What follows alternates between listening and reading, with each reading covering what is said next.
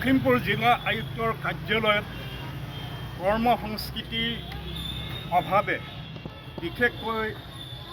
জিলা আয়ুক্ত কাৰ্যালয়ৰ কৰ্মচাৰীসকলৰ কৰ্তব্যৰ প্ৰতি অৱহেলাৰ দৃষ্টিভংগীয়ে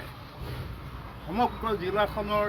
সৰ্বসাধাৰণ ৰাইজক জীয়াতু ভুগিবলগীয়া হোৱাটো লখিমপুৰ জিলা সচেতন নাগৰিক সমাজে গভীৰ উদ্বেগ প্ৰকাশ কৰিছে। লখিমপুৰ জিলা সচেতন নাগৰিক সমাজে চলিত 2024 বৰ্ষৰ 11 জানুৱাৰীত বৰ্তমানৰ জিলা আয়ুক্তগৰাকীক জিলা আয়ুক্তৰ অন্তৰ্গত কাৰ্যালয়সমূহত চৰকাৰী বিষয়া আৰু কৰ্মচাৰীৰ কৰ্তব্যৰ প্ৰতি যি অৱহেলা আৰু অনিয়মীয়া উপস্থিতি, বিশেষকৈ জিলা আয়ুক্তগৰাকী কাৰ্যালয়ত নথকাৰ অৱস্থাত প্ৰায়বোৰ বিভাগৰ কৰ্মচাৰীয়ে দুপৰীয়া 1 বজাত তেওঁলোকৰ সতি সন্তানক বিদ্যালয়ৰ পৰা অনাৰ অজুহাতত কাৰ্যালয়ৰ পৰা প্ৰায় 2 ঘণ্টা 1.5 ঘণ্টা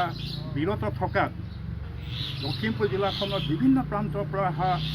সৰ্বসাধাৰণ ৰাইজে বিভিন্ন কামত তেওঁলোকে জলাকলা খাবলগীয়া হোৱাটো অতি পৰিতাপৰ বিষয়। ৰাজ্য চৰকাৰৰ মুৰব্বী মাননীয় মুখ্যমন্ত্ৰীগৰাকীয়ে চৰকাৰী বিষয়া কৰ্মচাৰীসকলক কৰ্মসংস্কৃতিৰ বাবে বাৰম্বাৰ তাগিদা কৰাৰ পাছতো খোদ লখিমপুৰ জিলা আয়ুক্তৰ কাৰ্যালয় প্ৰায়বোৰ বিভাগতেই চৰকাৰী বিষয়া কৰ্মচাৰীবিলাকে ৰাইজৰ সমস্যাৰ প্ৰতি সমূলি পিঠি দি